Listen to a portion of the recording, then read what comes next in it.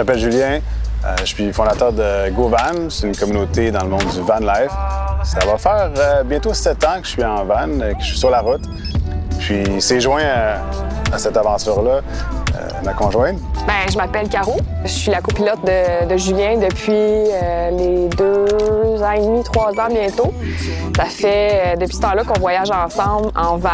Tu sais, la van life, tu vis en nature, tu vis avec des... Il y a tellement de belles valeurs qui viennent avec ça. On dit des mots, mais on s'écoute pas. Ouvre la radio, demande à Pénélope. Tu tends la ligne et je m'en vais à la pomme. Sors les squelettes de ton garde-robe. Bon matin. Ah ben, on va pas être ici. Là où tout a commencé. Je pense que t'avais été convaincu quand je t'avais montré ça. Ouais. Ouais. Puis à 10 km d'ici, on se fait bâtir. C'est drôle, pareil, hein? Ouais. Ce qui a fait qu'on a commencé le projet cette année, c'est l'agrandissement de la famille. On attend un petit copilote qui s'en vient pour septembre avec nous. Nécessairement, on voulait avoir un pied à terre pour pouvoir établir la petite famille. Ça a été beaucoup de recherches. Un, pour le lieu, parce qu'on a fait des recherches à travers l'Amérique du Nord pour savoir où est-ce qu'on se sentait bien, c'était où notre maison. Ça aurait pu être n'importe où, mais c'est vraiment ici. On est en Estrie, on n'est pas loin de nos familles. On a compris que c'était ça qu'on avait besoin. C'était ici qu'on était bien. On avait envie de bâtir notre famille et tout ça. Et Canton de l'Est, c'est un endroit où je viens depuis très jeune. Mon père louait souvent des maisons, des chalets autour ici. Puis quand t'es Montréalais d'origine, c'est facile d'accès. Donc, si tu veux pas nécessairement faire tant d'heures de route puis profiter de la nature, c'est sûr que c'est un must. On a vraiment été inspirés par la belle vie, puis les 2 dernières années qu'on a passées sur la route à rencontrer des gens qui ont décidé de construire autrement. Ça nous a inspiré un projet, une fameuse autoconstruction. Puis on est là à lancer cette nouvelle aventure ensemble.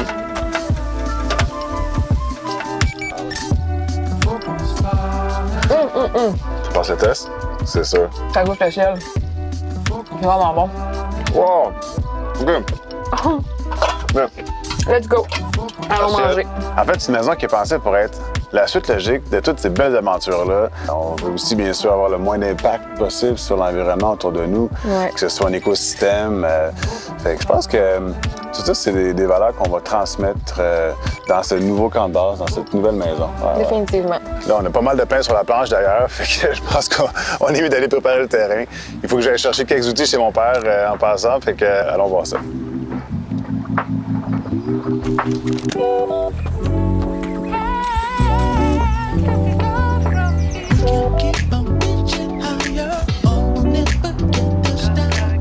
Mon père entendait parler du projet.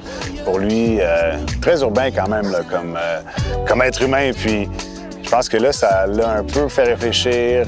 La diffusion de notre série La Belle Vie, la première saison, lui faisait découvrir plein de modes de vie aussi alternatifs. Puis tout ça, en fait, cheminé dans sa tête. Disons qu'en ce moment, on est quand même souvent chez lui, soit storer des affaires dans ses remises ou emprunter des outils, des râteaux, des affaires comme ça. J'ai un petit coffre à outils ici, là, si vous voulez. Là, je pense que ça va vous être utile. Ouais. Toutes sortes de choses là-dedans, des tournevis, marteaux. Fait que tout ce que j'ai besoin pour construire une maison, c'est là-dedans. Je dirais pas, mais disons que... Là, t'as l'air pour être au cas où. C'est bon. Ah ouais, on est parti, Caro. C'est parti. All right, let's go.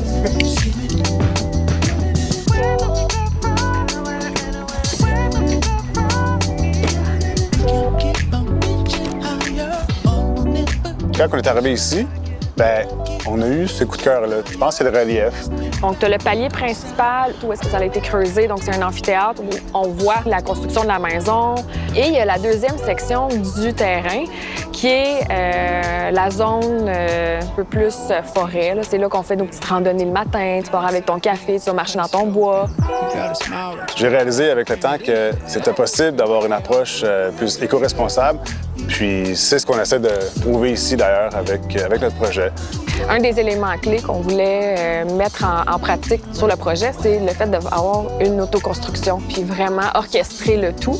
En plus de vouloir prouver que c'est possible de le faire de manière abordable, on veut le faire aussi dans notre contexte de gens qui connaissent pas tant que ça la construction, en fait, qui n'en ont jamais fait, puis qui se lancent là-dedans avec toute la bonne volonté, prêts à apprendre. Écoute, si on est pour s'installer sur un terrain comme ça me paraît évident que c'est un peu comme la nature qui nous reçoit chez elle. T'sais, on ne veut pas arriver puis tout détruire.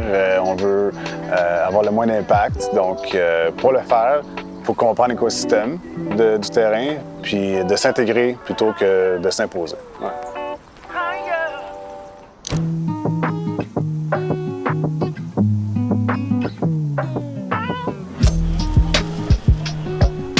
Allô, Laurence?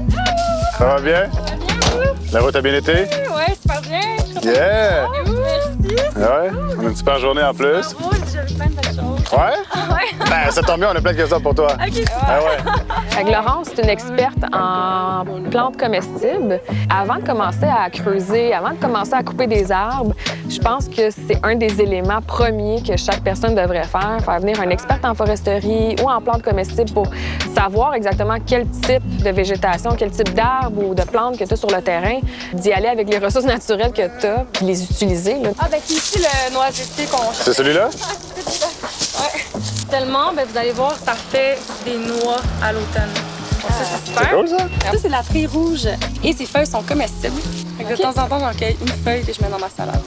Ben, c'est bon à savoir. Pour une soirée spéciale, on peut Ouais, de temps peut-être en l'essayer temps, de juste faire une pour salade. impressionner. Fait, c'est cool.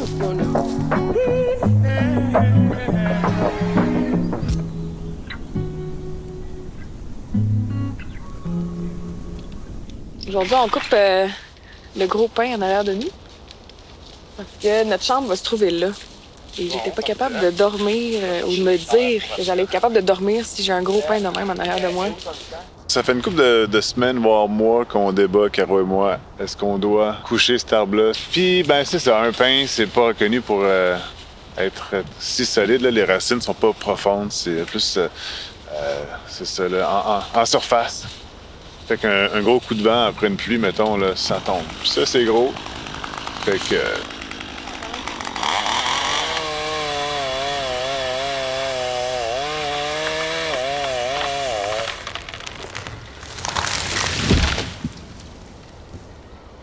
Ça m'a fait mal au cœur.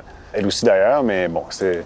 Fait que, on a des décisions comme ça à prendre, des fois qu'on n'est pas tout le temps exactement d'accord, mais je pense qu'au final, on va être très heureux de nos choix. Sécurité avant tout. OK. Let's go outside. I could show you around here. Fuck your deadlines. They can't cut around here. Spiking up my coffee with the morning breeze. Only paperwork I do is with my trees. Like, whoa, now I don't want no problem. Ça fait quand même 2 ans qu'on vient au terrain, tu sais, s'assurer que tout est beau, mais là, ils s'en viennent pour vrai, creuser la maison. Fait que c'est comme une autre étape qui est en train de démarrer. Puis la fébrilité qu'on ressent, là, je pense que vous savez même pas à quel point qu'on avait hâte à ce moment-là.